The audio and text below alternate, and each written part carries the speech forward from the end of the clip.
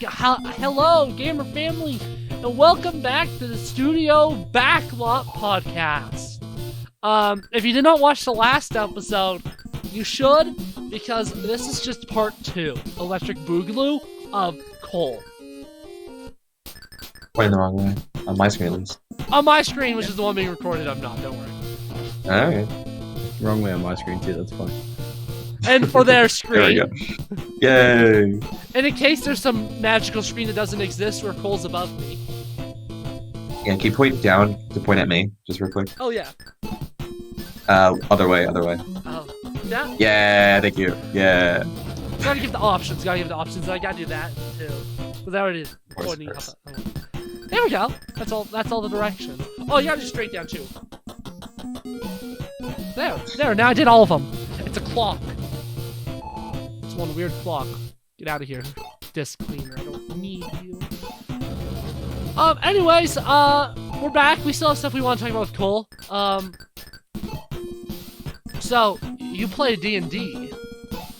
Yes. Do you DM at all? I only DM. Oh. Oh, I'm gonna just sit back and let you two, like, DM talk. Yeah, I've heard. I remember the last time we talked about it. You're DMing or played for, was it 2 years or more? Yeah, 2 years. Something like that. Have you ever had? Because I hear like horror stories from forever DMs. Have you ever had bad players? What's the rule on bad language on this? Don't say slurs. There's just adult themes. No, one of my housemates, he's in my current campaign, just tries to sleep with every character, no matter what. I got a player like that. That was one campaign, Josh! It gets to the point where we're meeting an eldritch god, and his first decision is just, can I bang it? And I was just like, you can try. Well, there was an NPC in Josh's campaign. Brandon asked how his wife was, and then the character said, I'm married to my work. And then I said, can I marry it too? That's how horny I was in that session, I guess. Yeah. We also have a player in mind he just kills our own players frequently. We don't have that. He's a player. That's the worst. I'll do that next. Spontaneously will attack other players. Just it's not really not prompted. Oh my god. Yeah, that's terrible. Masochist. Yeah. He also will rob them, and whatever he can do. He'll rob his party. His own party. Yeah. I mean, Brandon would do that if we gave him a chance. I think he got brutally killed in the last session, though. So. Yay! Deserved. Yeah. He's not even really my friend. I don't really know how he ended up playing in the first place. I mean, if he sees this podcast, you already know this. See, at least like. I mean, you're the DM. You can just kick him out. Yeah, but he's friends with two of my closer friends who are in the party, so So that's how he different got in. situation. I see. Yeah, we have too many people as it is, because like I told you before, we're playing a system where we have 15 people in one campaign, but we only ever play with up to 7 at a time. So there's a system where characters can interchange. There's this thing in the DM's handbook that talks about creating a system where you can have people who aren't there at all times through this kind of mercenary style where it's like a party and they go off and do other things, and while they're away they're working on their hobbies or their job or whatever it is, like the character. Right. So we've got a system like that where you can interchange who's actually playing. Also gets really complicated at times, but it is what it is. Yeah, I haven't read the DM guide. I read the player's handbook. I read everything in that one. But yeah. Instead the way I did it when I had to swap people out is that I just rebalanced the fight because I didn't know if I would have 4 people that day or 5 people that day. So I just Yeah. rebalanced it with that in Ethan mind moment. the other day. Ethan moment. And James, who just straight up forgot we had the session. That was Yeah. kind of, honestly, that was a little fun. I can see how it was annoying, but it was funny. It was funny. You know. I remember our first session, only 2 people showed up too, and then we were like, well, we'll have to restart. That's unfortunate, but like, at least with Baldur's Gate, obviously, it's pretty simple. Like, me and the boys, we have a rule. We essentially share inventories, so that we don't really have to worry about stealing. We work together. We're able to actually work it out. Like, we essentially have a shared bank. Except the time that I bought a prostitute, I had to get my own gold for that. But we share a lot of things, which I think that makes it a lot easier. At least on the player side, like, you don't have to worry about, if you're with good people, you don't have to worry about thieving. Or also, obviously, there's the roleplay aspect. Like, Brandon in Isle of Kelder, like, I would not trust him with that kind of system, because his Trevor is a little Sasquatchy boy and would steal from us. Well, especially, Alex and I haven't played a long campaign before, so we don't really like when you start piling up magic items. I'm assuming like inventories become a little bit more important. Yeah, the campaign is 6 chapters long, I think. Chapters. Yeah, so the book, which I don't have with me, it's sad. It's handwritten. It's like this big, and it's an entirely like open world thing that's divided by different, like, they end up going into different dimensions at different points, and it's all divided between that. Like, there's a major villain at the end of each one that they have to battle. Oh, that's really cool. For the record, YouTube, Isle of Kelder 2 is not going to be that crazy.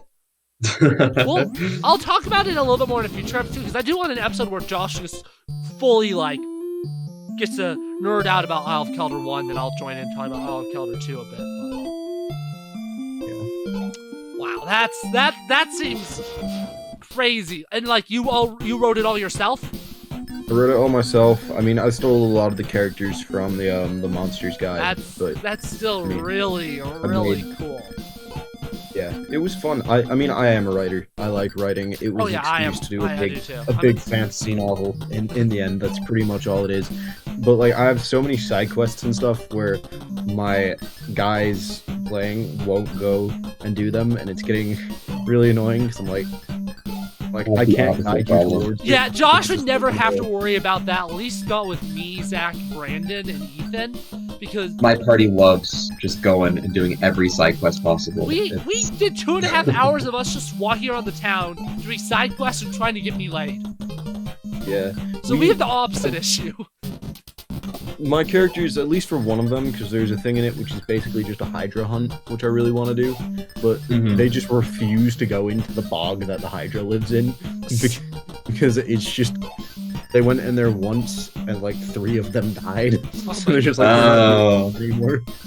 They don't even know there's a Hydra in there yet, but just like, yeah. But they went in really unprepared, they went in way too early in the game, just going... I even tried to go, are you sure this is the decision you want to make?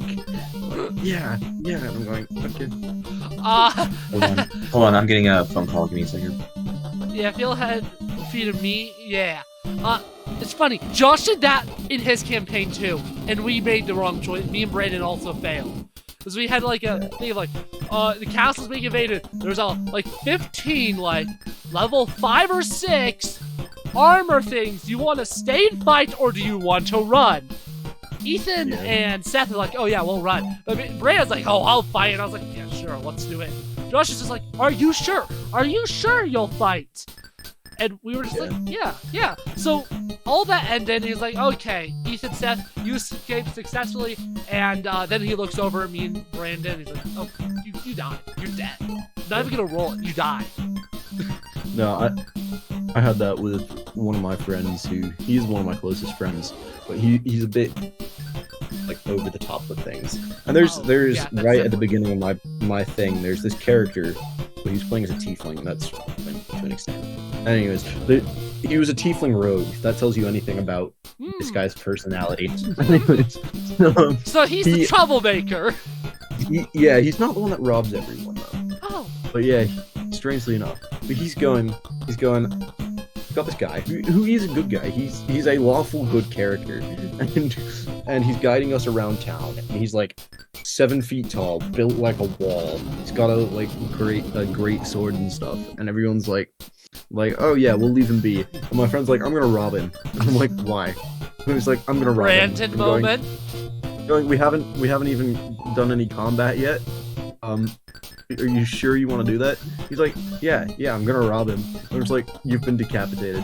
I'm going, what? I'm going, you've been decapitated. I do like those instant consequences as the DM. I've done that in my campaign too. Yeah, I told him about me and Brandon. Yeah. Yeah, I built this character as well entirely as a function of like, so I could do this if someone, there's a thing in screenwriting of like setting the rules of the world early on. That was this character. This character only existed as a don't be stupid. Yep. Yeah. Sorry, YouTuber, you're no longer viewing in black screen. I tried something different with recording Discord for only this video. Apparently it did not work. I don't think I made that mistake in the first 2 videos, but I know I didn't in the last video. It's just this one. Okay, we're back to normal. Sorry about that interruption in conversation. I just wanted to see, because I didn't keep track of when we started recording this. Now I know when. Yeah, D&D's fun. D&D's fun. I know we'd love to do a campaign with you. For Olive Kelder 2, I do think I want a bit of a rotating cast. And I don't know if I'm doing it online or not yet. I imagine online it's a lot more it's a lot easier to manage more people. So if I do it online, I may also do bigger party size. Because obviously Olive Kelder, it's not directly said in Josh's Kelder 1, but pretty much everyone who ever appeared on the channel, every persona that appeared on this channel has like a character in there. So like there is a Cole in Isle of Kelder. We just haven't met him. And maybe eventually if we actually get to see him, that'd be really cool. Because, like, if we don't get to see him, he's just gonna, like, die off screen. Well, possibly. It depends if they do a side quest. There will be a side quest in, early in Isle of Kelder 2 that'll determine whether it's the Cole character, who knows, maybe you'll actually play it, I'll have to change it to someone else's character, like a Brett character. But one of the brothers, who I just, as of now, determined to be Cole, or Flambino will become very plot relevant depending on whether a side quest is done. You heard that right, YouTube. Flambino matters. Flambino live matters. Flambino. Welcome! I love the score for that bit as well. It's so fun. Oh yeah! That's a good piece of score with like the flute and Bastardist flute. It was so funny. I went the first time I went to like click the, on the score where I was putting the flute sound, and I put it like way too high pitched on my AirPods, and when I was composing, I was like, okay, taking a 5-minute break. That is actually one of the pieces I shared with people on the Discord. That is one of the pieces I shared. Yeah, I think that one really only fits there. Yeah, you hear a little bit of it first as the previous scene ends. And Zach is like, oh god, I'm about to fight Flambino. And then it keeps building up, and then you see Flambino's face, the music stops. Welcome! And then the music comes back in, and it's like, oh, yes! Yes!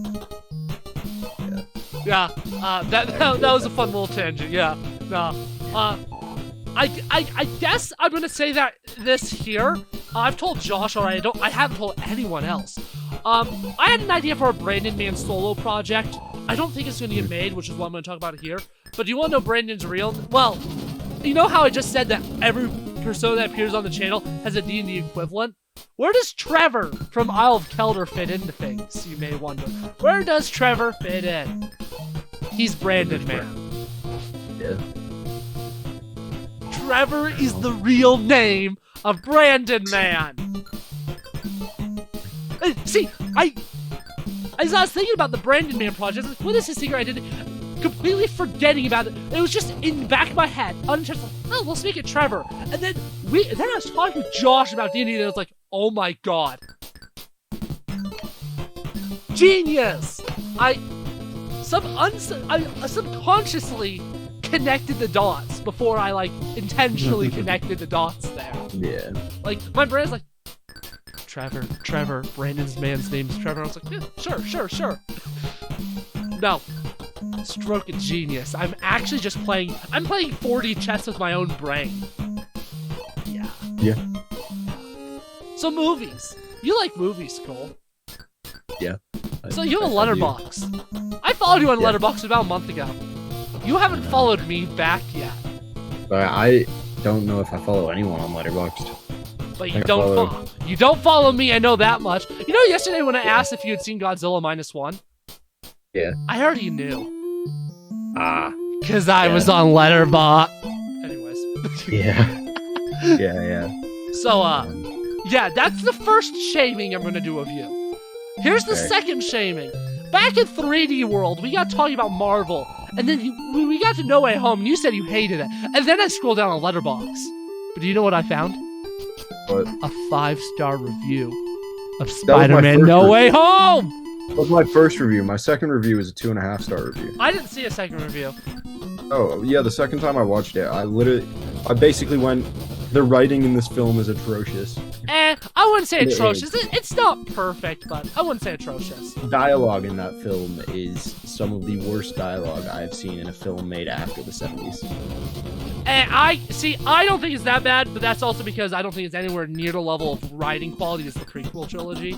Yeah, I think my main issue with it is just, you know, the prison, like, No Way Home, yeah, you know, like, the prison, when they're in the, not like the prison, but when all the different villains are, yeah, it's that scene. That scene is one of the There are worst some, things I will say, there are in definitely law. some scenes that have bad dialogue, but I wouldn't say it's an issue throughout the entire movie.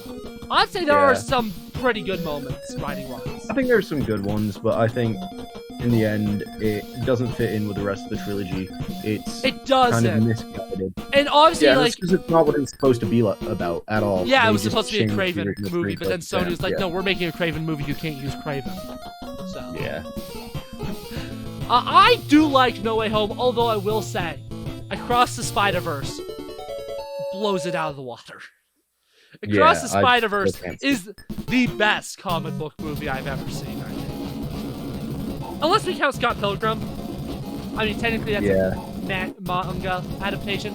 Unless we count Scott Pilgrim, then that would be the best one. But Across the Spider-Verse is so good. So Yeah. good. I'm so sad I can't watch it. I really want to. Because epilepsy. Yeah. There's got to be like fan edits somewhere on the internet that makes it epilepsy. Yeah. Obviously, Probably that not. wouldn't be fully the original director vision, but I do think Yeah. I think it'd be worth searching for those. See, I liked Into the Spider-Verse, but I didn't love it. It never clicked with me, and even rewatching it after Across the Spider-Verse, I just think it's good. It's not even close to my favorite Spider-Man movie, even. But then there's Across the Spider-Verse, where just something about it just makes it go, that's a comic book movie done right. Holy cow. Yeah. Holy cow. And honestly, like, I've seen a lot of movies recently, because obviously film history class, a lot of movies on the big screen. Film history class, twice a week I was seeing a movie on the big screen. Yep. I'm gonna date this video. We're recording this in December, YouTube, so 2024 movies we haven't seen yet. The most recent wide released film is Aquaman. Mr. Warner Bros. Be like, oh, let's wait to lift a review embargo till the day of previews. Yeah. That shows confidence in your movie. 32% on Rotten Tomatoes. Anyways. Yeah. But then like the school me and Josh go to, they have film stuff where they actually like do like make deals with like distributors and all that, and like multiple times a week they have a bunch of movies like shown on a big screen. And the final week of classes, I just had so little going on. I was there every day. So Yeah. like there was a period of 9 days where I saw 10 films, which obviously is awesome. Awesome. Yeah. Saw some great stuff too. Holy cow. Saw some great stuff, and then I also saw some not as great stuff. Saw Fight Club for the first time. Oh, I'm writing my dissertation on Fight Club. Oh, interesting. What do you think of it? I don't think it's as amazing as people make it out to be. I understand why it's a cult classic, but I feel like a lot of people like it for the wrong reason. Which goes Yes. for all of the satirical films, you know, American Psycho, Taxi Driver, Wolf of Wall Street, and Fight Club. I also think fall into a category where some people don't Scott Pilgrim. realize that it's satirizing the lifestyle. I'd actually add Scott Pilgrim on that list as well. I haven't actually seen Scott Pilgrim yet, so Really? But like, No. they're all movies where if your reaction is to go to the main character, that's literally me. Or You getting need help. yeah. You don't want yeah. to be narrator from Fight Club. You don't want to No. be him. He's not a good guy. I haven't seen American Psycho or Taxi Driver though. Although I know Taxi Yeah. Driver's like pretty much Joker's pretty much just Taxi Driver but worse. So Yeah, pretty much. It's like I if you haven't took seen Taxi both, but my Driver- dad has. So Yeah. And he walked out Joker being like, "That was literally just a worse Taxi Driver." So Yeah. I have a general idea of what Taxi Driver's about. And Joker's another one of those. If your reaction is literally me, that's like a scary. huge red flag. That's But not. If you have in your top 4 favorite films, that I know a guy who has his 4 favorite films on Letterboxd are I think American Psycho, The Joker, Taxi Driver, and what's the other one? I don't Can't think, remember the other one. I don't think I need to know it to know that. I really don't think you do. But it's yeah. He's It's a very concerning. that. Yeah, that's concerning. That's really concerning. So I can't remember on Letterboxd. Do you have like a list of your favorite movies? Obviously, you have 4 favorite movies mentioned, but do you have like a Yeah. giant list? No, I just have my top 4. Well, let's talk about our favorite movies, I guess, and then we'll ask Josh his favorite movies after as well. Obviously, he doesn't have like a Letterboxd list, to my knowledge, to draw off of, but we'll ask him about his favorite movies too. Yeah. So you only have 4, so I want you to go first, Cole, because yours is faster Yeah. to go through. Yeah. Because I have 11 in mind. I wanted to be a top 15. I haven't decided on the other 4 yet. Yeah. All right. So let's look at mine. Where to start? It's not in any specific order. Let's start with Hugo. I mean, Hugo, I didn't even know was a Scorsese film until I was in college. That is so weird to me that it's a kids' film made by Martin Scorsese. I didn't even know it was a Scorsese film until Right now. 5 seconds ago. Yeah. Is I that actually the haven't one seen with any the of your kid and the top- clock? Like Yeah. the gears and stuff? Yeah. Yeah, I read the book.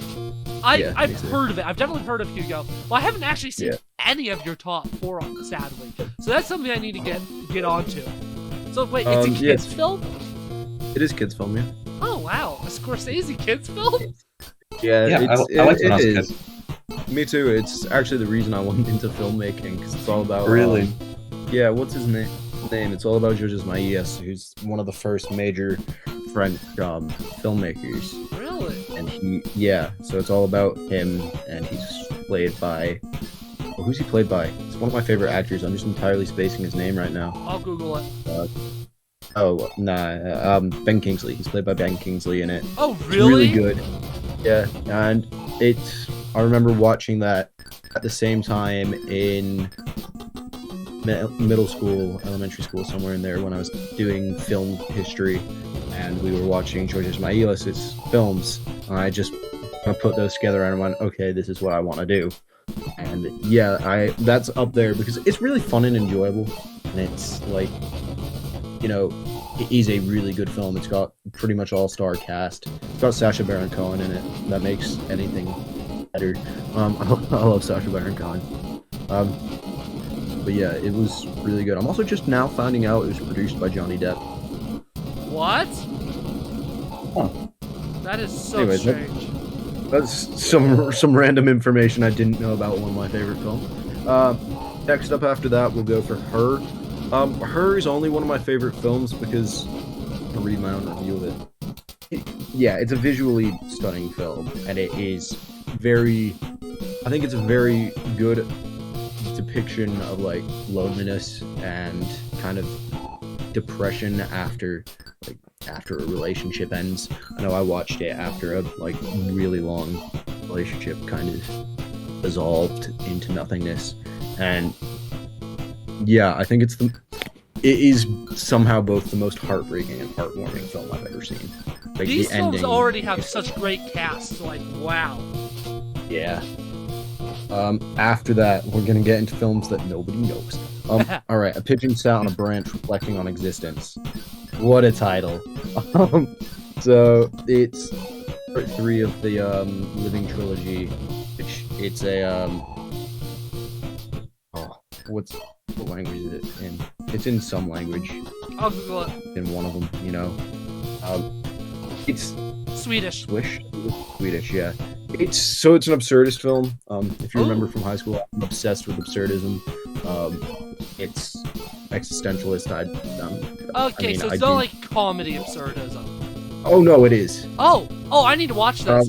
You need to watch. is- You should watch my final film that I made for my film class this past semester, because it is camp absurdity. Yeah. This is much more dark absurdism. But, like, Interesting. it's you're laughing, and you're definitely going, I shouldn't be laughing right now. But you're laughing nonetheless. Yeah, if you know like Rosencrantz and Guildenstern Are Dead, it reminds me a lot of Rosencrantz and Guildenstern Are Dead. So I'm very, very happy for that. I'm waiting for Godot, which I know we had to watch in theater. I don't know if you were there that day.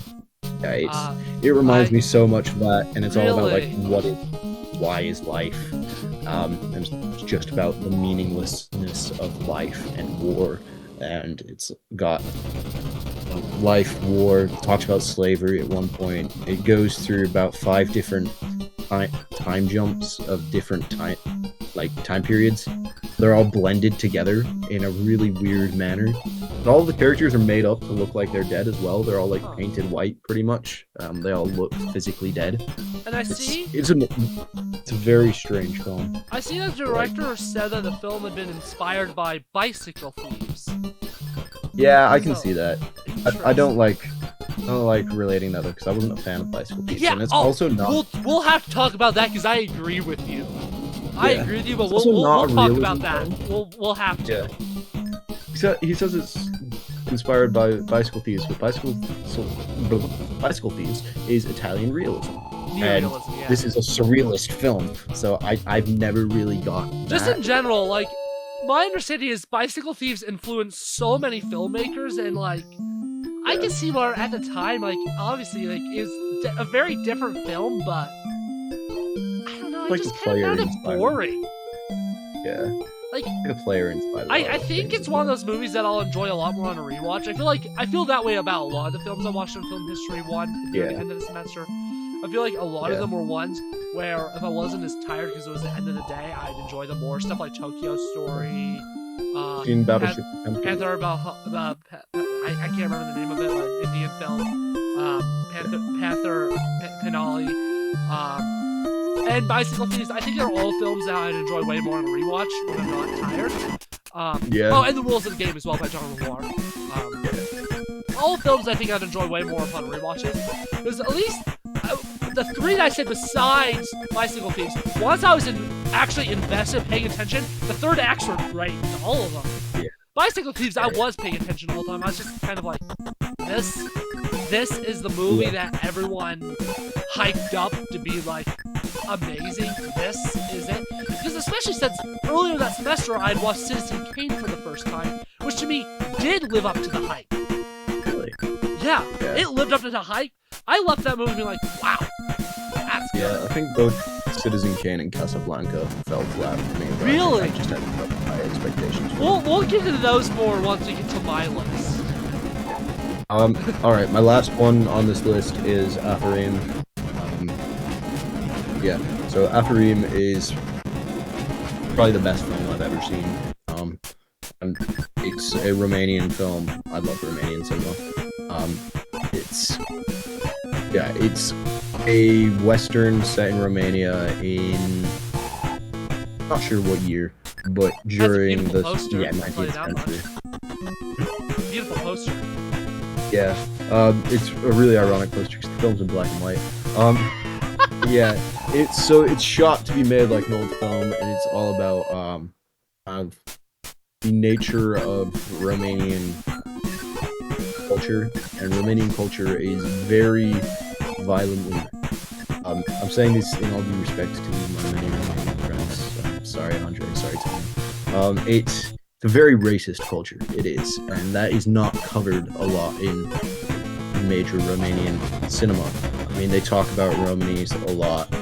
They talk about travelers a lot, but it's almost always in a negative light. I mean, I watched Integralde last year as well, and Integralde is another really good Romanian film. It's one of the first ones I watched that really was commenting on this strained relationships between the Roma and Romanians. And yeah, it's so hard to watch Apurim because it is just full of like slurs for Jewish people, for Romas, for everything. And it's I remember we watched it in a one of our film history like club things, and we're having our discussion afterwards, and everyone was like, you know, this is awful, why would they say these things, you know, yada yada yada. I'm like, they all thought it was an old film, and that's actually the way they were working, like the actual way people thought. The film was made in 2020, 2018, something like that. I see 2015. 2015. It's a bit later than I thought of, earlier than I thought it was. 2015. But like, still, it's a modern film made to look old, and I think if you lack the knowledge of Romanian like culture, it doesn't make as much sense. But it is funny. It is a satire. I think it's only funny if you know that it's satirizing the culture. So kind of like a Blazing Saddle type thing, where it's a very offensive kind of satire comedy type thing. Yeah, but one of my favorite things is a lot of it is about about Catholic priests who in Romania were controlled most of the slave trade, and it's very interesting because you know there's a whole thing where they're riding horses because that's what they're doing. They're trying to capture a runaway slave, and basically they're out hunting for him, and they're just bashing on priests the whole time, going, oh, you know, they all think they're smart, they're stupid, yada yada yada. And it's really funny, but like, I think if you don't realize that it's meant to be over the top offensive, it just comes off as offensive instead of funny. But yeah, I will stand by. I think it's the best Western I've seen. And I love Westerns. I'm a massive Westerns fan. I like reading them, I like watching them, I like writing them, but I still think it's probably the best one I've seen. It sounds in a lot of ways pretty similar to Blazing Saddles, so I think I'd quite like it as well, because I love Blazing Saddles. It's a great movie. Obviously, it's an offensive movie by design. It sounds like this is as well. And even then, it kind of makes sense. It's like, when you consider Romania's geographical location in Europe and their history of like non-stop being invaded in that just general area, being the stomping ground between the Balkans and Russia and the Polish and the Lithuanians, like, no wonder they have some issues socially. Yeah. So it all makes sense. And I guess that's like another lens you gotta view some of these very, very different cultures. You gotta remember, like, different places have different advantages. Like, as Americans, we're lucky, we're surrounded by the Canadians and the Mexicans. Yeah. There's been wars between them. We've started them all, though. Yeah. So, like, and we haven't had any in over 100 years, too. Yeah. Any what, sorry? Wars with our neighbors. Like, we only went to war with Canadians technically twice. Revolutionary War, because they were with the British, and War of 1812, when we were like, you're a part of us now. And then Mexico, obviously, is a little bit more suspicious, what we've done. Here's some chump change for the largest land acquisition we will ever get. Sorry about demolishing you and your economy in war. Yeah. Love U.S. history. But that's not what this is about. I think what's so great about international cinema, which is really only something I've recently actually started caring about, is it really just gives you a lens on different cultures and how like just all the situations, like government and geographical location, really impact so much about just the daily life. Like, have you seen the film Offside by I don't know by who. It's an Iranian film about the World Cup, but obviously this is 80s, 90s, so obviously women weren't allowed to watch soccer in stadiums. So it's about a group of women one woman in particular, that just tries to sneak in, and essentially the whole movie is them off to the side and the stadium not being able to watch the game. And this is also like when they win the World Cup too. So like, like when they filmed it, they didn't know they were going to win the World Cup, so they had 2 different endings planned as well. I just think it's really interesting. Cinema is a really interesting way to see how different cultures are, because I couldn't see anything like that happening in the U.S. for ever, really. Like big stadium and only men being able to watch. Like, obviously, like that did happen in the U.S. wrestling. But it's just one of those things that's so weird to think about. Anyways, though, before we go into my favorite list, I just got a notification on my emails, YouTube, that Cole now follows me on Letterboxd. Public shaming does work. So obviously, like, there's some memes going around of how there's like idiots are like, whenever like a filmmaker or actress has their favorite movie, and a bunch of like plugs say, why do they have to say these stupid films no one ever heard of? Are they just trying to be different? I don't have any of those. Those type of people would like my list. They've heard of all the movies on my list. Yeah, no, my list, because I do have like a whole list of like 10, 15 ones, and it is, a lot of it is just weird foreign films. That's like weird foreign films. Obviously, I have very much Gen Z brain, so I definitely tend to struggle with non-English language films a lot more. Obviously, Godzilla Minus One is one that did hold my attention the entire time. Actually, do you mind if I round off with my 5th and final film, which I don't know why it's not on my list, and I just realized it isn't. Yeah, sure. It might take off. I don't know what to the issue is I don't know what to take off to replace it. But, so Apocalypse Now Redux. I have not seen Apocalypse Now. Apocalypse Now is, yet again, it's fictionalized. It's not like a real event in the war, because it's just a Heart of Darkness, but set in Cambodia for some reason. No, it is amazing. Cambodia? Laos? Oh yeah, I want to watch Apocalypse Now. So I will always say, and everyone will hate me for it, to watch Redux, not to watch the original or Final Cut. Final Cut is supposed to be the best one. That's a lie. It's not. No, it's, I don't know, Redux just has, so it's the longest version. I think it's 3.5 hours. So there's just like a bunch of different versions. So is Redux just like an extended cut? It is the extended cut. It has so much more content to it that really delves into life in the war. I mean, it talks about the actual impact on the French in French Indochina during the Vietnam War, because that's one thing Americans like to forget is we didn't start the Vietnam War, the French did. And then they did what they always did, and they left. So and then we took over the war effort. Yeah, so, you know, there's a scene that only exists in Redux where he's going through Cambodia, and they need to rest for the night, and they find this house, and they go to it, and he gets to this house, and it's just a whole, like, French family. And he's just like, you know, we're at war. They're like, yeah, but we will not, you know, we're not going to leave. This is our home. You know, we've raised our kids here. And it's just like, yeah, but we're at war. There's communists. They're, you know, the forest you live in is getting firebombed. And they're like, but we live here. And it's such a nihilistic take on war. And I mean, one of my friends is writing his dissertation that I entirely disagree with on the fact that that Apocalypse Now is a like glamorizes war.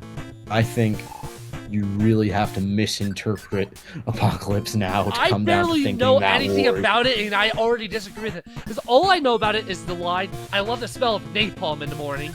I doubt that's a line that's used to glorify warfare. But that the thing sounds is, satire. he, in his dissertation, has that as like a serious line that he believes was meant per...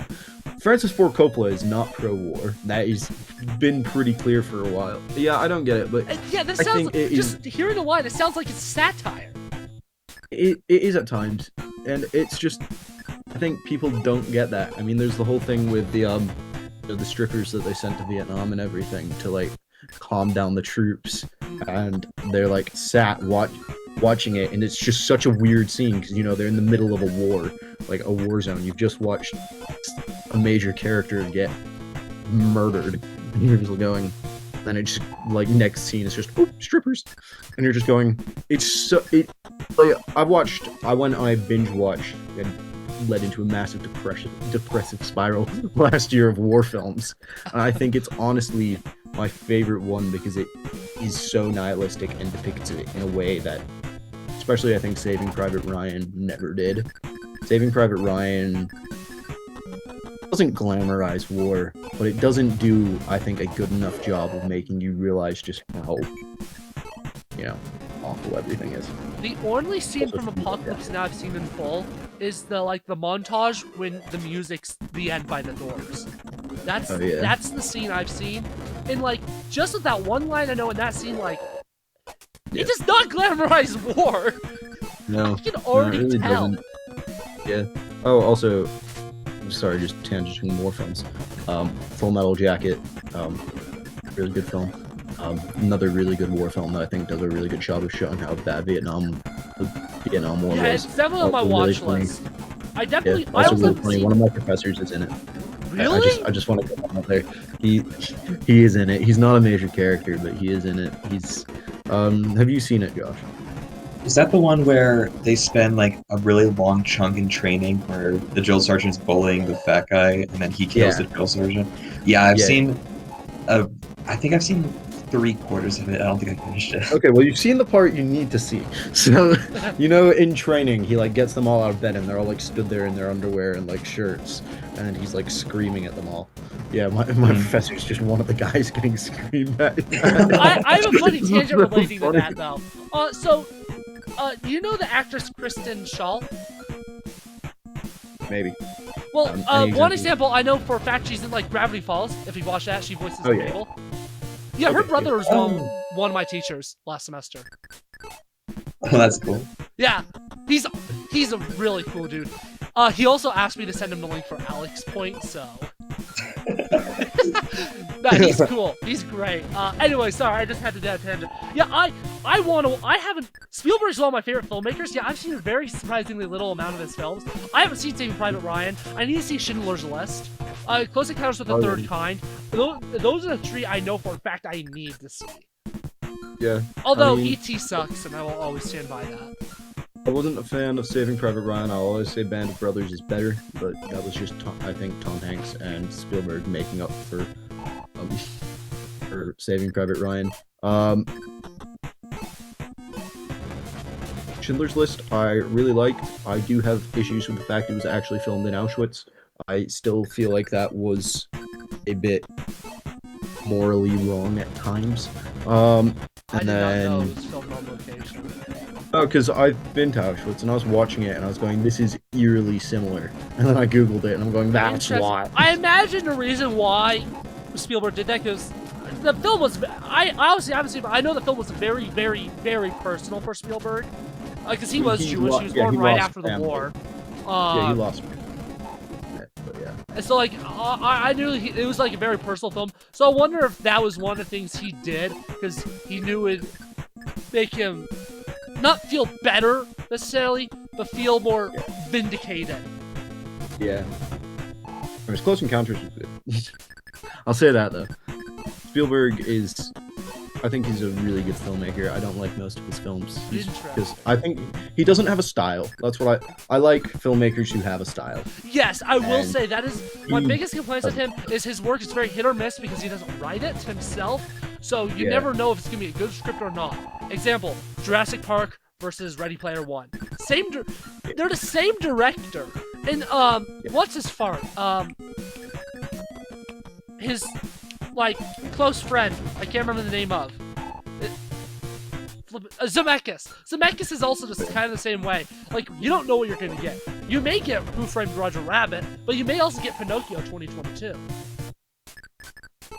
The live-action Pinocchio, not the, Yeah, we don't talk about that one. That one doesn't exist. I haven't seen that, I just know it's atrocious. What a fall from grace. At least Spielberg has shown that he can still make... Supposedly, I haven't actually seen it. I really, really want to. But I haven't seen the, Fablemans. Fablemans? No, his most recent film. Is it not Fablemans? Oh, Fablemans! Yeah. Sorry, I heard something completely different from you. Yeah, I haven't seen Fablemans. I really want to, though. You should read my review for Fablemans. No, you shouldn't. You should watch the film and then read my review for the Fablemans. I don't remember if there's any spoilers in it or not. Well, hopefully you mark them if there are. Probably. Maybe. Yeah, no, you'll see by my list that I am definitely a big Spielberg fan. But I definitely see what you mean with him not necessarily having a style. I think his style is just being really just proficient. Yeah, I think he's very successful, and you know, he's doing what most filmmakers can't. That's making money. So I'll definitely give him that. But I think he's more film industry than film as an art, and I think I'm much more a fan of film as an art than film as an industry. So you didn't like We'll the see. dialogue? Is the main thing I'm getting at. I cannot find my review for this film, but yeah. Only 2.5 stars? I don't know. That seems like blasphemy based on what I've heard. I think it's so justified that it didn't win any Oscars and Babylon did. I think that is so funny. See, and the thing is, Babylon winning an Oscar, but all I've seen of those films and what I've seen from cleaning them when there's nobody in them at the theater, and I would not expect Babylon to be good from what I've seen. Because the scenes I saw definitely characterize the film in a certain light, like seeing an elephant have diarrhea on a guy, and a guy also being pissed on by Margot Robbie. Definitely isn't the first impression that I typically want with a film. But I have heard that people actually watched it did like it, so clearly it is actually a pretty good film. Yeah. My main issue with The Fabelmans was just nobody in it can act. Even Paul Dano? Paul Dano, great. Judd Hirsch, great. Everyone else the rest not. of them, their acting all felt wooden, and maybe that was intentional. But like, it felt so. I have a feeling it was, based on what I know of it. But I don't know. It just didn't. It just made it seem weird. Okay, my top 11. I think you're gonna disagree with quite a bit from what I'm hearing about you. Probably. Currently only top 11. Will eventually be top 15. My number 11 is Tron Legacy. Fair enough. Other than its style, other than its script, it is perfect. The script is the only thing that just isn't perfect in that film. Visually, sound-wise, actually just perfect. And the script's not terrible. The script's, it ranges from 7 out of 10 to upwards of 8 out of 10, I'd say. It's like obviously not perfect or anything. It has some very clunky lines, but I forgive it because I love that film. I know, I actually had a good talk with James. It's actually the film that inspired James to get into sound design and sound stuff. Tron Legacy's soundtrack inspired him to get into music. Like, it has my favorite soundtrack of all time, and it's probably my favorite movie to look at. It's a movie I can put on and never get sick of. I genuinely love it. It's like objectively the worst film on my list. Like, objectively, I'd say it is the worst film, but I do not care. It is on my top list, and it will always be in my top list. Because it slaps. Yeah. Then I have Casablanca. I love Casablanca. I don't know. I like Casablanca. It's a good movie. I just love it. I didn't enjoy it as much on rewatch, I will say, but I still think it's a great movie. Professionally made. It's a propaganda film done right, I'd say. Yeah, it's got the American Academy of Screenwriting says it's the best screenplay ever written. I'd say it's a really good one. I can see that. I just love the acting in it. Humphrey Bogart's obviously great. I love his performance is phenomenal. I think it's a beautiful film to look at. I think it sounds beautiful, and it has a really, really good script. I just think it's all around a great experience. Yeah. I can see that. I think I was just underwhelmed due to how much hype that film has. Yeah, that definitely doesn't. That definitely probably hurt. Next is Terminator 2. Love T2. T2 is the reason why my list is a top 11 and not top 10. I didn't have it in there originally, then I resaw on the big screen. They were doing a 9 days of 90 showing, so I saw 3 movies in one day. The final one being Terminator 1 showing, and then the next day, Terminator 2. That's why I couldn't do Baldur's Gate that week, because I was watching Fight Club and Terminator 2. I imagine it would have been canceled anyways because of you, even if I... Probably. Yeah. But, I was just saying... Actually, I think when you canceled, I think it was convenient for me, but I don't think I needed to cancel that week. Anyway. Well, it was the final week of classes, that's all I know. Oh, was it? Oh, then never mind. Yeah. But I was just sitting there like, wow, I forgot how great this movie is. This is how you do a sequel. And you know what? I'm gonna say it right here, right now. Terminator 2 is the best sequel ever. It is the best sequel. Because it does what Terminator 1 does, but better in every single way. I argue Silence of the Lambs is the best sequel ever, but that's because nobody. Oh, yeah, I guess that is. You know what?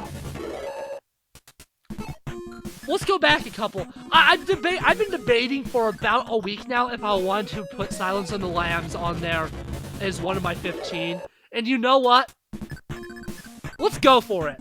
Silence of the Lambs is a phenomenal movie, but it's also one of those movies I don't know if I want to watch again, just because it's just so...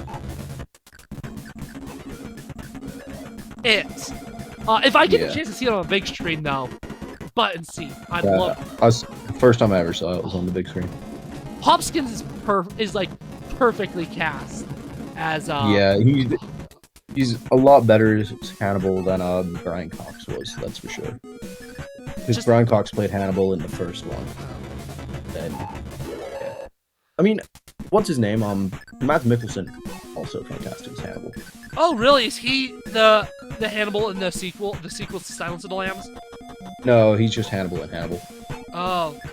TV series, not in the movie. That's still I like Matt Mikkelsen. I'll have to actually give that a watch. I'm just putting up the... And Jodie Foster's also phenomenal in Silence of the Lambs. Clarice is just the script's great. Hannibal and Clarice are just have a perfect dynamic. It is chilling. It is wonderful. It is just the whole film's just wonderful.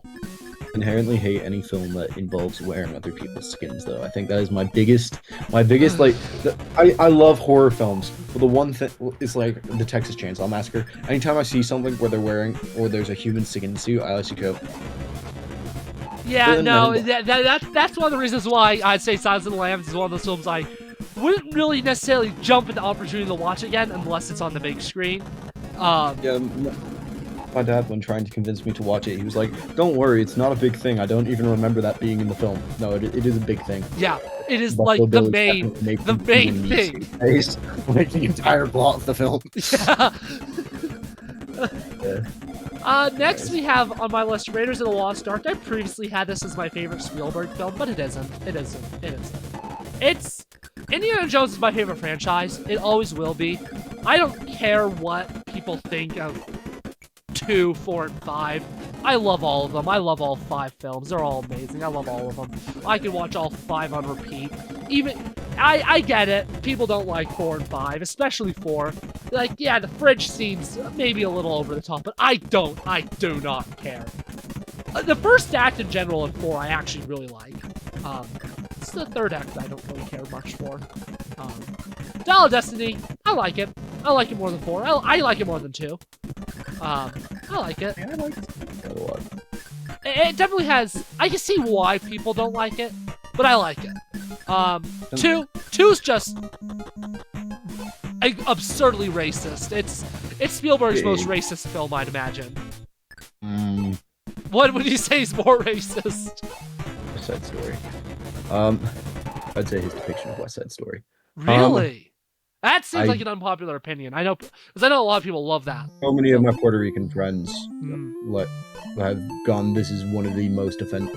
I have other friends who are also Hispanic who thinks it's great, but like 2 of my closer friends are from Puerto Rico and they both went. So it's very, very divided. What I'm hearing. Film. Yeah, I think it's a mixed opinion.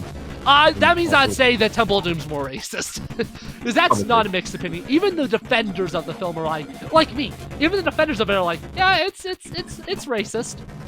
Temple of Doom I like just because it's a prequel and lots of people forget don't that know it's a that. prequel.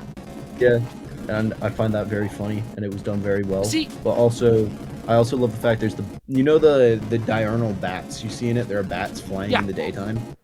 Those only live in Sri Lanka, and the fact that it's set in India is so funny because those bats can't be there. and it's just so funny to me. As much as I love Last Crusade, Last Crusade is the reason why we didn't get more Indiana Jones films for over 10 years. It was when they created Indiana Jones, Lucas and Spielberg envisioned it as like a James Bond serial type thing. And that's one of the reasons why Temple of Doom's a prequel. But then people didn't like Temple of Doom. They're like, okay, we'll just do the first movie again. And Yeah. that idea died, which kind of sucks, because I would have loved to keep getting more serialized Indiana Jones stories throughout the 90s. Yeah. So it kind of bums me out that we didn't get that, because I love Harrison Ford. I'm a history guy, so I obviously love the actual concept of films, but I still think Raiders does it the best, because if you remove Indiana Jones from it, nothing really changes in the overall state of the world, and I just love that. Yeah. Plus, the ending is absolutely horrifying, and I watched that at a young age.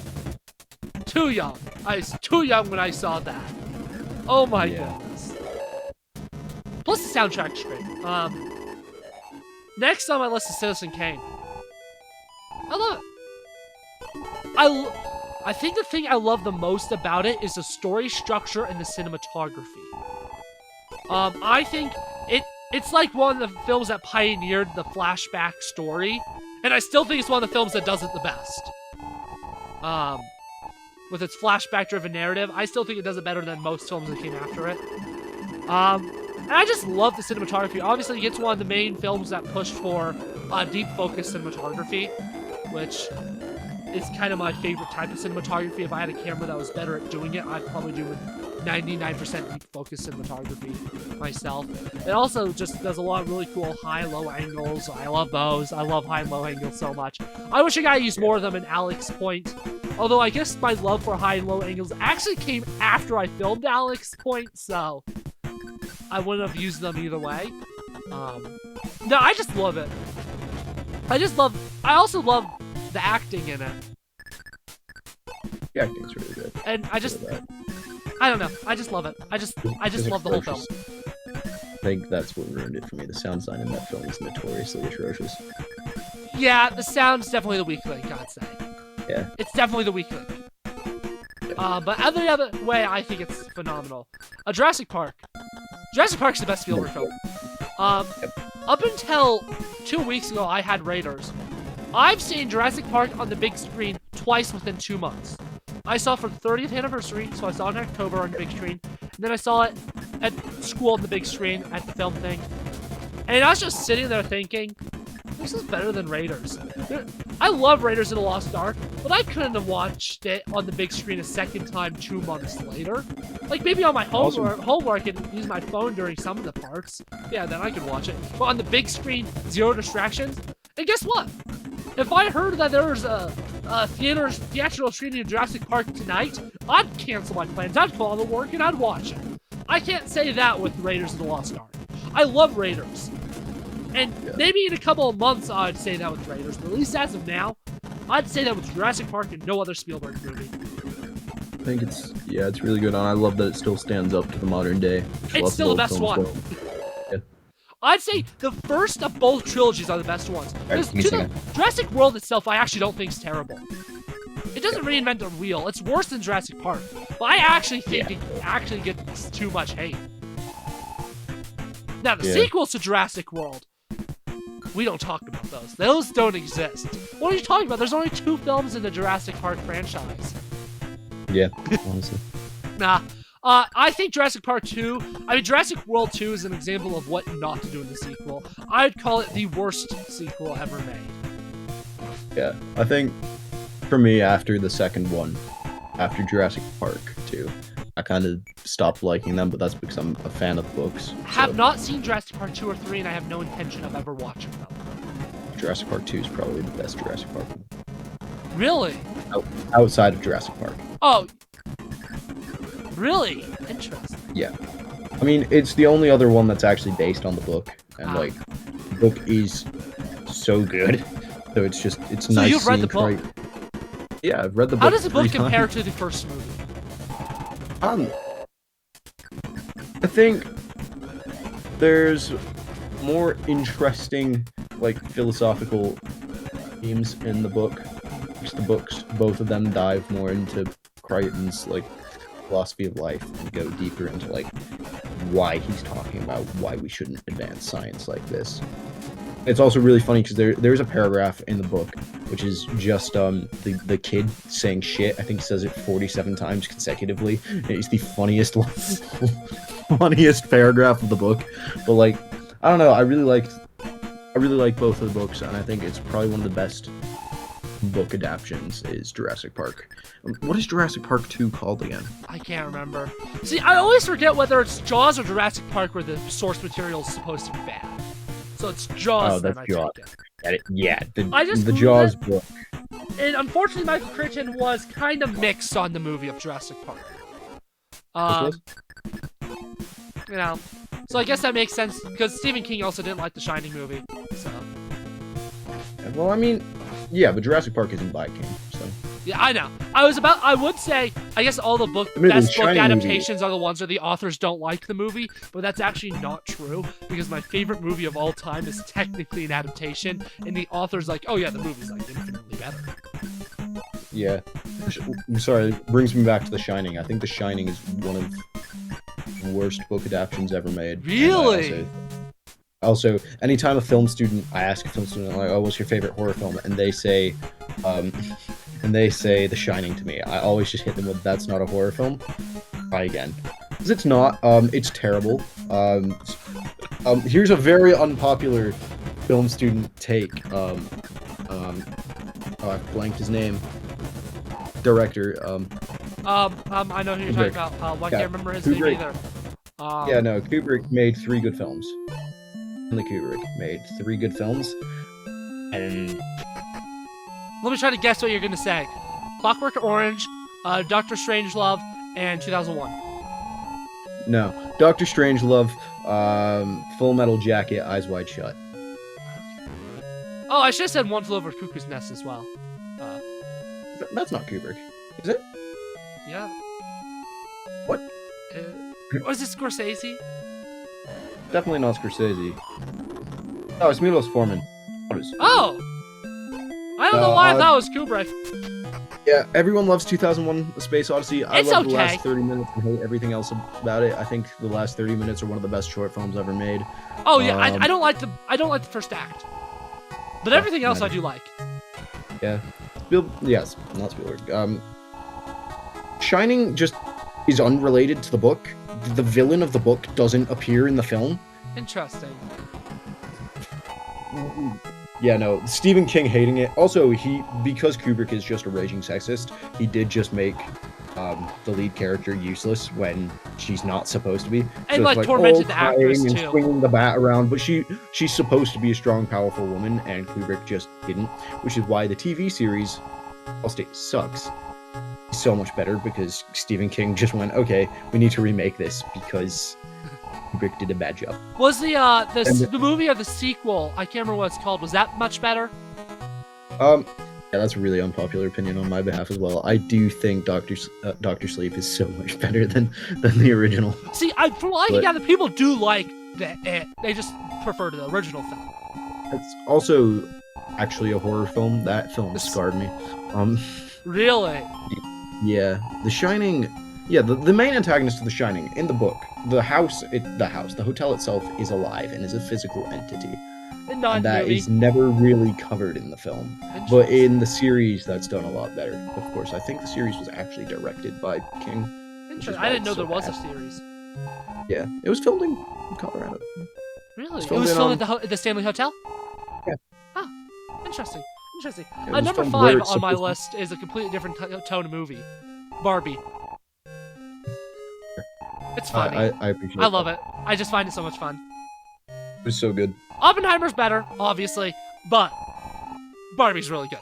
I'm gonna be watching both of those this break. I haven't seen them yet. Oppenheimer's a movie you need to see on the big screen, though. You missed out on that.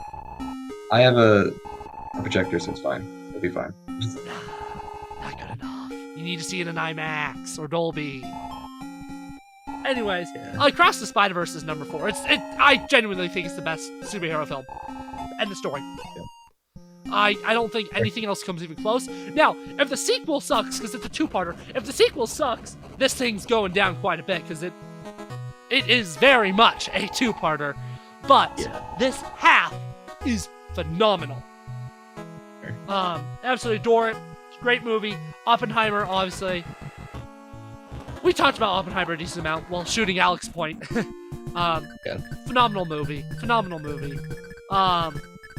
Nolan's best work, I'd say, easily. Yeah, I mean, it's better than Tenet, but that's like the lowest. Tenet was such a disappointment. It's so funny. I love every film made by Kubrick. Not Kubrick. Brain Nolan. is still in Kubrick mode. I love no films other than 3 by Kubrick. No, Nolan. I love all of his films other than Tenet. Have you seen The Prestige? I have not. I have not. You should watch The Prestige. I've heard it's so good. Because, like, underrated. Inception is one of my favorite movies. I love Inception, and Tenet seemed to me like it could be like a very similar type of film, and then just wasn't good. No, I'm glad he's done with his weird time warping. He said he's finally done with that stage of his And, life. you know- That's good, because Dunkirk.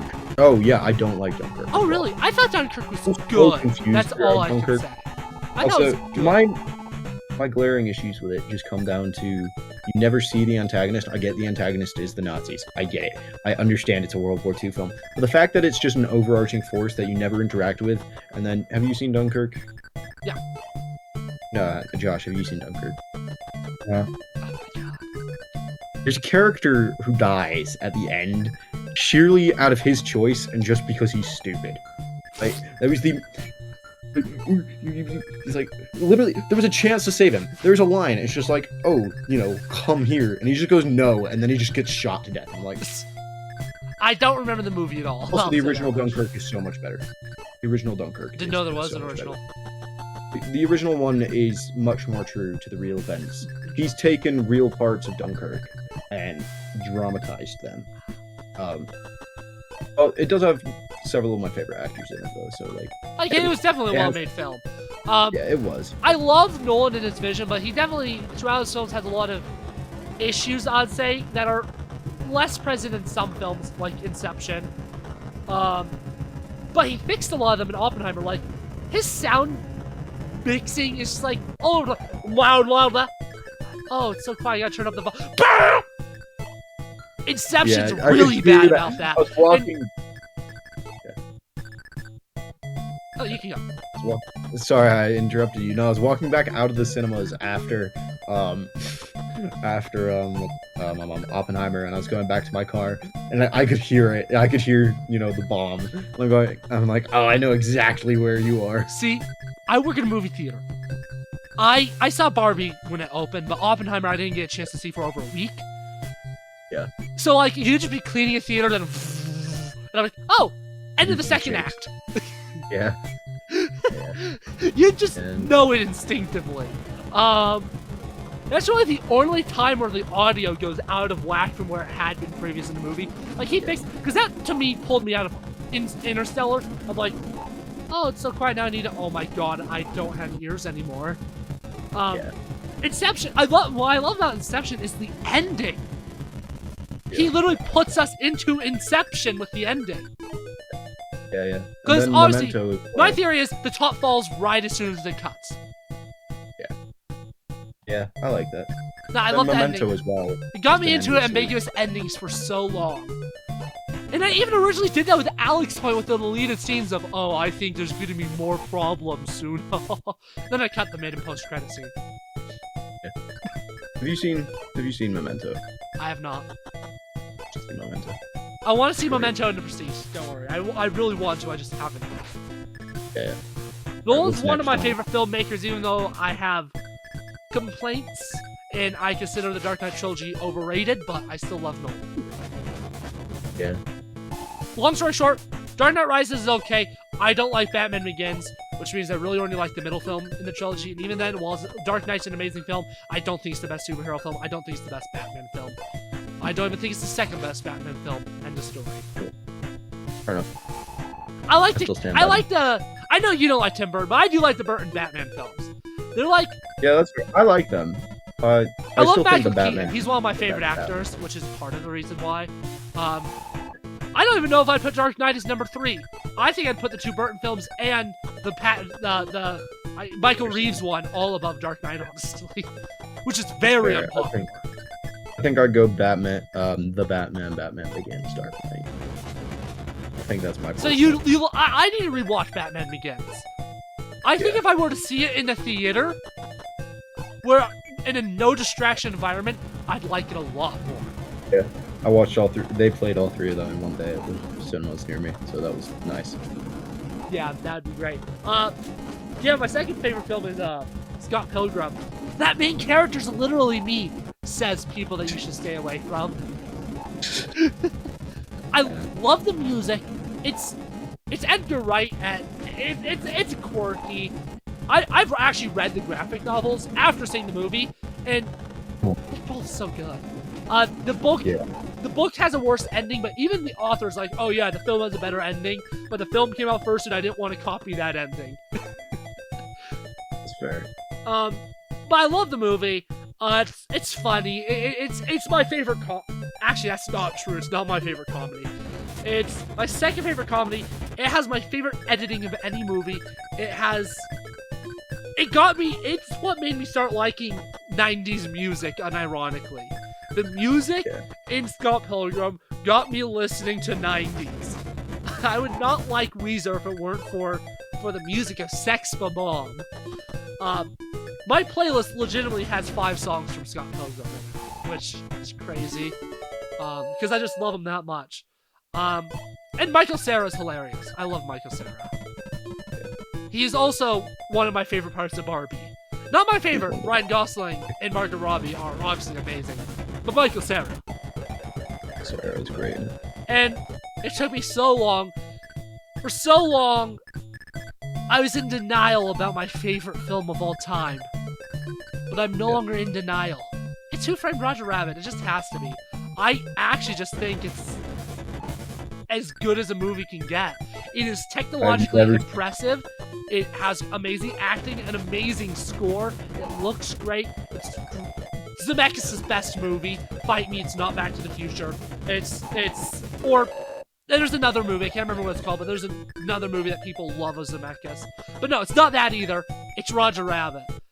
And it's also a noir. It's my favorite film noir, too. Yeah.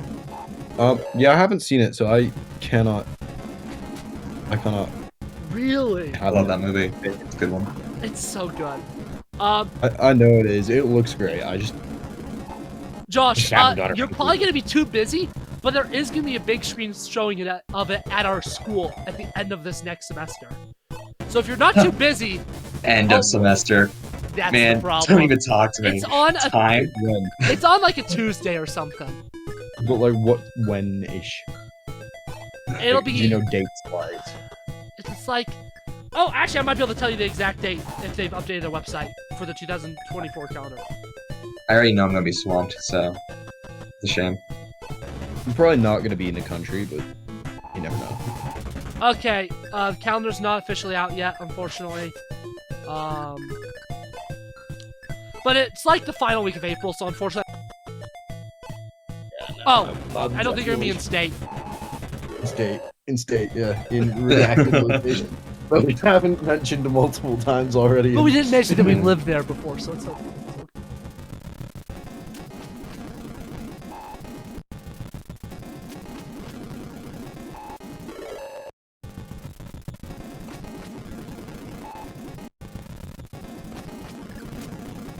Also, Black Klansman.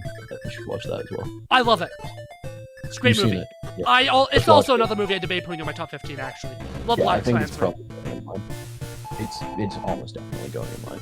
I always forget his name. Why do I forget his name? The lead actor is phenomenal. I love him. He's like the best part of Tenet. John David Washington. Yeah. He's brilliant. Love him so much. He is so good. But yeah, those are my favorite movies. Roger Rabbit's one that I was in denial for so long about being my favorite movie. But then I watched a documentary of the making of it, and I was like, you know what, I gotta rewatch this movie. And then I rewatched the movie, and I was like, what don't I like about this movie? And I couldn't come up with a single thing. Like, Yeah. obviously, nothing's perfect. But, I say Roger Rabbit's 99% perfect. It's as close as you can get to perfect, I think. And you see, all those stupid logic errors, you could just say, oh, cartoons. You can just brush it off. Don't matter. Yeah. Such a great film. You should definitely watch it. Yeah. Hi. Don't look like me. Hi. Hi. Yeah. I think. Okay, Josh. Now your favorite movies. Obviously, you don't have like a list to read off of, Right. so you're kind of gonna be improv in it. But you're I'll in a call with 2 film majors. You better have good picks. I only remember my number 1 favorite. I wrote down a small number of movies that I like a lot. I'd like to talk about, Yeah, of course. but it won't be anything besides the first. Doesn't matter order. Just know that I like the movie. I'm gonna start with a pretty good one. I like it a lot. When I watched it, I was laughing nonstop. Oh, So is it's this one of not my your favorite number 1 comedies. favorite? Not my number 1 Okay, favorite. you're gonna say that one for last. Okay. Of course. And I don't think you've seen my number 1 favorite. But I like this movie, Weird, the Weird Al movie. I haven't yeah, seen it yeah, yet. I want to. It's so funny. With Daniel Radcliffe. Yeah. Yeah, the I parody, think every the single satire scene, biopic. every single scene just had me dying. It was hilarious. Doesn't he like Love that die at movie. the end too? I think he gets shot. Yeah. I really want to see it. It looks really funny. I just haven't gone to it yet. Mm-hmm. It looks funny though. Mm-hmm. And moving on to like a more serious one. When you mentioned westerns a while ago, I got really excited because I only recently started getting like really into westerns. So I'm writing a D&D western. Huh. But I started watching more movies, reading more stuff on it. Ballad of Buster Scruggs. Have you seen that one? Yeah. That is considered one of the greatest films of all times in a lot of lists. It's one of the few westerns my dad good. hasn't seen. Because my dad also loves westerns. You've been to my house. You know there's a bookshelf that's entirely full of western books. Western, yeah. My dad loves westerns. Like, he finds the good, bad, ugly, overrated. But that's one he hasn't seen. So I love every single character in that one.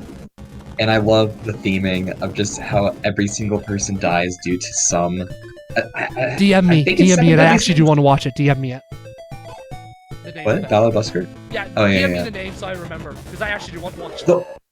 The only thing is, which I got over eventually, my only gripe that I eventually got over because the movie is so good, is that I wanted to see more of Buster Scruggs. Yeah. But once I learned the other characters, I'm like, all right, this is fine. I'm okay with what happened. Yeah. Yeah. I get that. Mm-hmm. No, But yeah, I just. No, I was just gonna say I am an absolute lover of westerns. Oddly enough, I love western series more than I think I love western films. I've watched so many western TV shows and they're brilliant. If you ever get to watch Hell on Wheels is great. But yeah, it is one of the best westerns, I definitely think. I've only watched 2 westerns. The remake of Magnificent Seven and the previously mentioned Blazing Saddles, which I also debated putting in my top 15, actually. I love Blazing Saddles, but it's also a satire parody, so it doesn't really count. Yeah, I mean, yes, but Yeah. it's not a western. It's I forget my actual favorite western. It's, Firefly. like Yeah, a TV Firefly, show. right? Yeah, I didn't know that was a western. it's a space western, but it's a Oh. western nonetheless. It's a western in the same way Star Wars is a western. Categorized technically as a western, it fits all the defining factors. Firefly takes it a bit more seriously. You see horses and like cowboy hats and stuff throughout it, which you don't in Star Wars. Actually, there are cowboy hats in Star Wars, but Oh anyways, yeah. back to your list.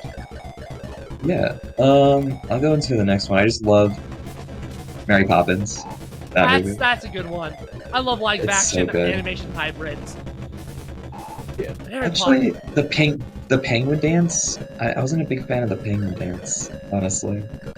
love But the everything mu- else is great. Love the music in Mary Poppins. Love the music. Yeah. Dude, Feed the Birds was on my playlist for so long. Yeah, I think you told me that before. Yeah, Such a good song. that's a good movie. Mm-hmm. I can just throw in childhood favorite, watch it all the time, rewatchable so much. Incredibles. Love that one. And I'm not gonna touch too much about that one. I'm gonna go straight to my. Maybe we'll have to talk about Pixar movies once you're done with your list, because I have a lot to say. Incredibles is good. It's one of the best, but it's no Monsters Inc. Yeah, I think I like rewatching Incredibles more than I like rewatching Monsters. I'm the other way So I around. think that's Monsters Inc. has become my favorite Pixar film to rewatch, actually. Yeah. Part of it's because of the score. The score in both films is amazing, obviously. Obviously, the score in both films is incredible. But I really, really love Monsters Inc. score. It has one of my favorites. Just experiencing superhero burnout, and unfortunately, that does include the Incredibles. I've been experiencing that burnout too, but it doesn't include Incredibles. See, the burnout's just because they aren't as good. Then you have Guardians 3, like, I loved that film. Across the Spider-Verse, I loved that film. They're both superhero films. I love them. So. Burnout for me is the market's just too oversaturated. And then there's The Flash. At the point of that wasn't. No, that never happened. That doesn't exist. I'm glad that Marvel's only doing one film next year. I think that's the right approach. And then DC's like doing like no like universe films, only other stuff, and I think that's the right idea. Superman not coming out. Superman's 2025. 2025. Okay. I am excited for that because I do like James Gunn. Yeah. I like I'm his, so I like glad his James Gunn. movies, not superhero movies. I like his movies because they're just good movies. Yeah. They're not just superhero films, which is why I like them. Same with the Spider-Verse films. They're not just superhero movies. Yeah. Just like The Incredibles isn't just a superhero movie. Yeah, it's not. But then you have like The Flash. It's just a superhero movie. That's all it is. It's just a superhero movie. It's a commentary on Going fast. It's a comment. He can't finish the Commentary. joke. That's how bad it is. That's a joke in itself. I was trying to think of something important in that film. It's commentary on dental hygiene. On CG babies. Being put There in we go. microwaves. Mm-hmm. It's a commentary on why you shouldn't waste Michael Keaton, because that made me so mad. That it wasted one of my favorite actors. Nicolas Cage. And then according to him, what actually appeared in the film wasn't even what he shot. I know it wasn't. Anyways. Well, my favorite movie? Oh yeah. Alright. At this point, because it's so good, I don't care. It makes me a weeb. But have you heard of The Silent Voice? Yes, I think so. Yes? I think It's so. it's a beautiful movie. Yeah. Maybe I should put Spirited Away on It's my where- top 15. What? Maybe I should put Spirited Away on my top 15 as well, because that's amazing. Love Spirited Away. It's a movie about a young boy who bullied a deaf girl, and once he get caught, all of his classmates ostracized him, and so for so long of his life, he just had nobody to turn to. And the rest of the movie is just all about learning forgiveness, to forgive yourself and to forgive others. And there's a specific point in the movie made me bawl my eyes out. It was such a touching moment, and just how beautiful it was. I just have to put that number one favorite movie. So yeah. Favorite actors, people, favorite actors. Oh, don't get me started. Liberty Give me a 3. Okay, give me a minute. To gather, Okay, Josh, gather you my first. thought. No, the thing is with me, I'm not into film as much as you guys, so I have to remember actors. So I don't have anything on the top of my head. Okay, So I guess give me a I'll minute. go first. Oh, Yeah. wait, you have one? I have two. My first one is Barry Keoghan. Keoghan. Barry.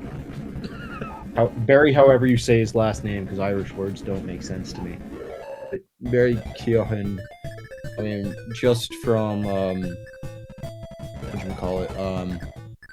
Killing of a Sacred Deer alone was one of the best performances I've ever seen. And then his performance in Banshees of Inisherin was really good as well. I definitely young actors wise, I've never seen him perform poorly. I mean, the Joker, he plays the Joker because he plays the Joker. That is what it is. But like, he only had about two minutes of screen time as the Joker. So I think, at least, especially from those two films, at least, I think he's one of the best actors I've seen, and I'm hoping he keeps getting good roles. I'm hoping when he does get to play the Joker, he does a good job. Yeah, he was the one in the Batman, right? Yeah. Yeah, actually, I don't have 3 either. But obviously, the greatest actor who ever lived, Jared Leto. I'm kidding. I'm disconnecting. My favorite actor is Gene Wilder. Okay, that's I absolutely love Gene Wilder. He's my favorite part in every movie he's in, without fail. There isn't a single movie, even Bonnie and Clyde, where he's on there for like 5 minutes, he was the favorite part of the movie. He has just so much energy and charisma. He's amazing. And then Michael Keaton, he's not as like amazing. I just love him. I just love him so much. Yeah. He's the reason I saw The Flash. I didn't care about anything else. I wanted to see Michael Keaton. That's why I'm also so pissed off about Batgirl being canceled. I wanted to see him as Bruce Wayne Batman again. Yeah. Also, my second one, I'm gonna go with Joaquin Phoenix. I went on a massive Joaquin Phoenix binge last year. Again, Her is Joaquin Phoenix. Yeah, I saw. It was amazing.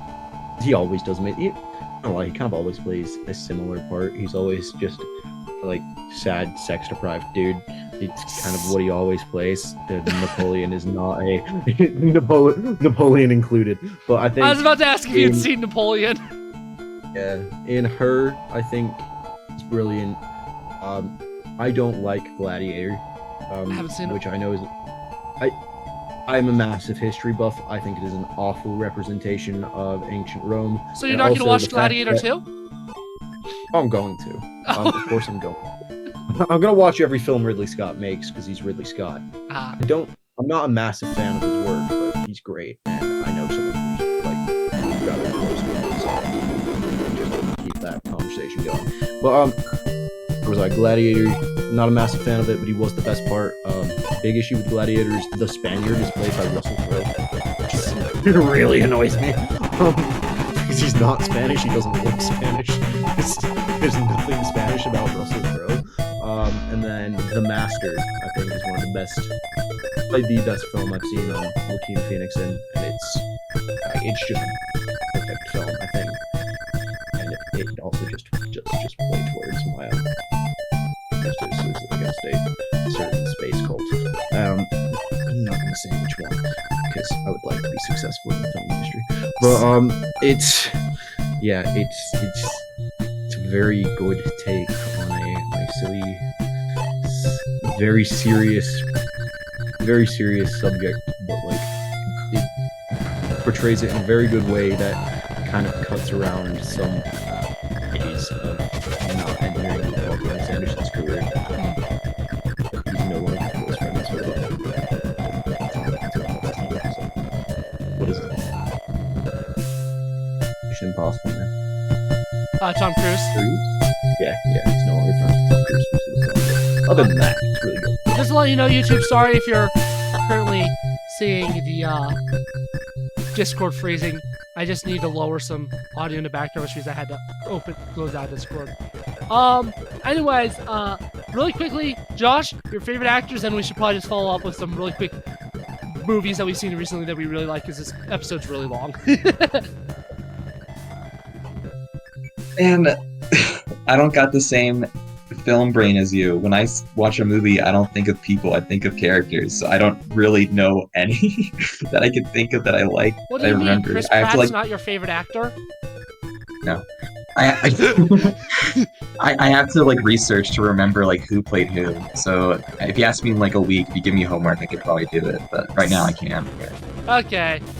Okay. Just some Recent films. Then? Yeah, obviously we both saw Godzilla -1 recently. By recently, I mean Godzilla yesterday. -1. I think it's the best Godzilla since Godzilla. Haven't seen the original Godzilla, so I'd say Neither it's did just, Casey. I just say that's the best Godzilla film. It has so many callbacks to the first film. So many of the shots in it are shots from Godzilla, and it is great to see. Recently watched Black Klansman. It's taken me way too long to see it. Oh, I saw that you reviewed it on Letterboxd. That was your first time? It's my first time, yeah. Recently saw Asteroid City. Oh, what did you Also think? brilliant. I'm a massive Wes Anderson fan. and I I've only think seen it two is- of his movies. he's I've seen second it, best. I Moonrise want to see Kingdom. Grand Budapest. I have I not wanna see seen it Grand so bad. Budapest. I want to see it really bad. Grand Budapest. Most people think it's his best film. I personally think it's between French Dispatch and Asteroid City. Really? But- I really What? liked Asteroid City, don't get me wrong, but I do think I like Moonrise Kingdom more. I like, That's obviously, fair. I loved Asteroid City, but I didn't think it was as... Have you seen? Oh, you haven't seen it. The "I don't believe in God anymore" line was just one of the best lines I think in a film. Which film was this? Asteroid City. Oh, yeah! Is that that was the a one good that has like the? I haven't seen it. Is that the one where it's like a future type town where they are in like the middle of nowhere? That one? 1950s Yeah, they're in the fif- town in the Yeah, middle it's of in the nowhere, yeah. 50s, but they're in like a town in the middle of nowhere. It's like a Yeah. Okay. Yeah. And then where else? What else? Oh, Killers of the Flower Moon. Brilliant. not seen. Loved it. You get to see all sorts of things I'm interested in throughout it. I mean, it goes into like elf lodges, Freemasonry, all of that fun stuff. Doesn't put it in a good light at all. Thanks, Mr. Scorsese. I've only seen But, one Scorsese film.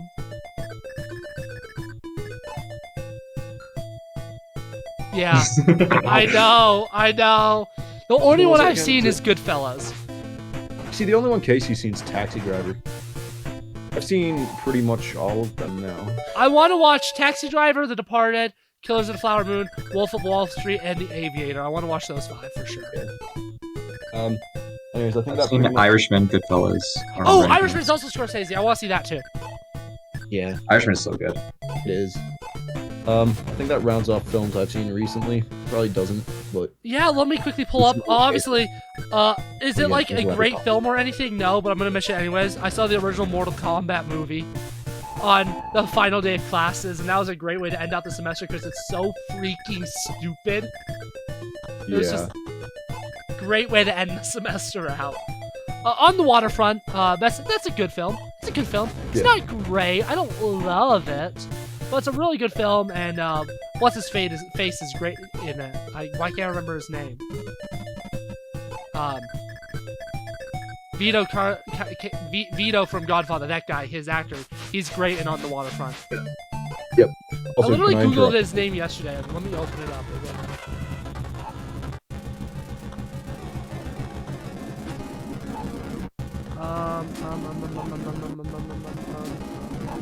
Marlon Brando. Marlon Brando, Brando's yeah. great in it. Okay, can I interrupt quickly? I watched Renfield recently as well. The Annoying. one that released this year with Nick Cage. Nicolas Cage. Yeah. Yeah. I only That know that was- film exists because I've had to clean it. By clean it, I It's mean actually really, I quote unquote cleaned it. Nobody actually saw it.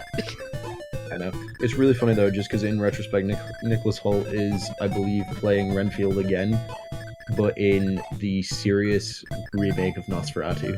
I think that is really funny. I think that is just an amazing. I also watched Moulin Rouge. Didn't like it. You Fist of wanna- Furious, the first Bruce Lee film I'd ever seen.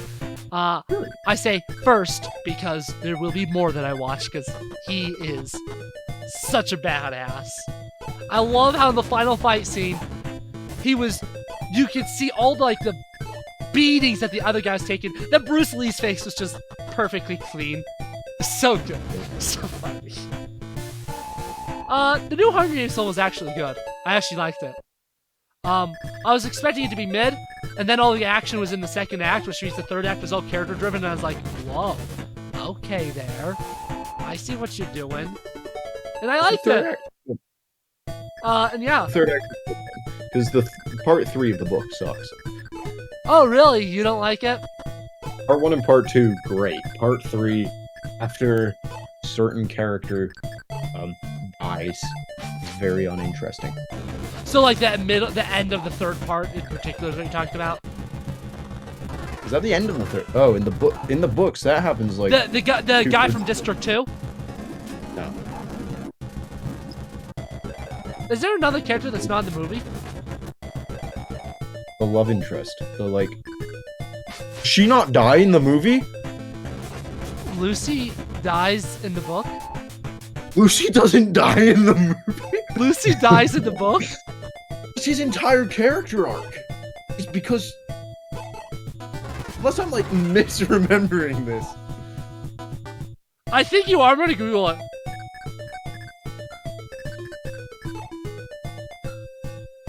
I'm Yeah, she does.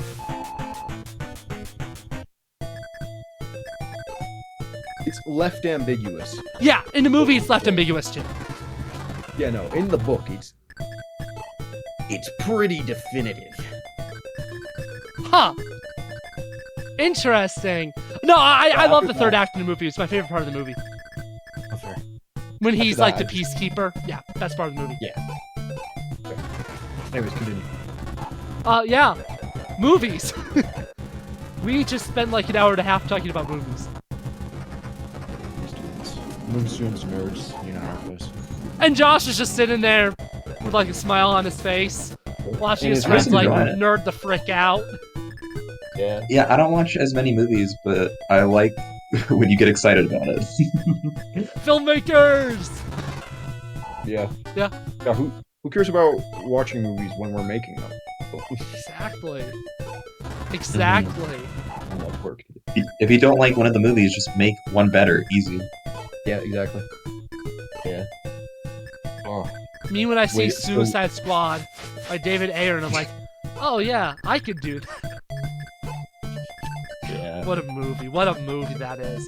It stars the greatest actor ever born. Jared Leto is the Joker. If I hear that joke one more time, I'm leaving this. The thing is, I'm actually a big fan of method actors. I just think he takes it a bit too far. Well, which method actor description are you using? The modern day one? Or like No, I'm 1950s? Like, I am using the original. yeah, they're like Marlon Brando. Marlon Brando's a method actor. That's real method acting. Jared Leto's just a weirdo. Yeah, the way that forgetting his name, I wrote my theater paper on him. The guy who theorized method acting. Oh. I like his way of doing it. It's really good. Everyone who doesn't follow that but calls themselves method actors is first of all lying, and second of all probably doing severe psychological damage to themselves. And Can you others. summarize? Because I'm not aware of his idea of method acting. Basically, you're supposed to do the things that they all do, where you like live through those emotions and you're supposed to physically experience them. But he has a very clear line where you are passing the point of like where you stop benefiting yourself and the play. Yeah. Kind of like Yeah, it's using your own experiences to Yeah. formulate how the character Yeah. feels in these circumstances, so that you know how the character felt in these circumstances, pretty much letting yourself live through those effects. And method So acting like you're also, trying to see the world through a different perspective. and method That's acting what- also kind of entails like just making the dialogue also feel a lot more natural. So like all these hesitations, all these little improvisations. Like there's a scene on the waterfront where Marlon Brando picks up a glove that the love interest drops and just puts it on, perfectly in character. Not scripted. Well, it's though. like It's improv. yeah, Adrian Brody as well is a really good example of like a good method actor. A good method acting. A good method actor would be able to do an improv scene in character. Without disadvantaging the entire crew of the film because they need to be on. I mean, Which just is on like their way to out of the- nowhere, like an improv game. Like Marlon Brando would be able to like play dating game in character, that kind of thing. Yeah. Like you'd be able to put yourself in completely random situations, random scenarios, completely disattached from the movie, but still in character. Yeah. If you ever want to go back to acting, you should read The Method. It's a good book. The only acting I do is when my friends in film department need us. There's two reasons why the sequel to Alex Point isn't going to be made. One, scheduling hell. Two, I don't want to act in it. See, I'm currently budgeting my first feature, and the way that I'm cutting most of the budget is I also am playing one of the characters in it. But I also get murdered 30 minutes in, so it's fine. No, yeah, that's the main reason why Multiverse of Alex is not getting made is because I don't want to act. Not even scheduling. Like, if I got Alex Point scheduled out, I could get Multiverse of Alex scheduled out. But essentially, since that film was going to be even more Alex heavy, it's just like, no. The main issue with budgeting this film is shooting in the state we live in is not easy because we do not have a good film fund. Hey, all I know is if you need help and I'm not already working, I'm down to help. Yeah, I'm gonna get, unfortunately, a certain person I was in a relationship with in high school who also is doing film to help on it. Wait, But she's doing film? Yep. Guess who's getting a film degree? I love how I don't even need to know who you're talking about. Yeah, so I'm probably gonna reach out to her as well and go, hey, you wanna help? Can you get other people from your university to help? Thanks. Well, I'm also quite sure she goes to the same university as you. She's just on a different campus. Oh, so one technically a different school, one of the sister schools.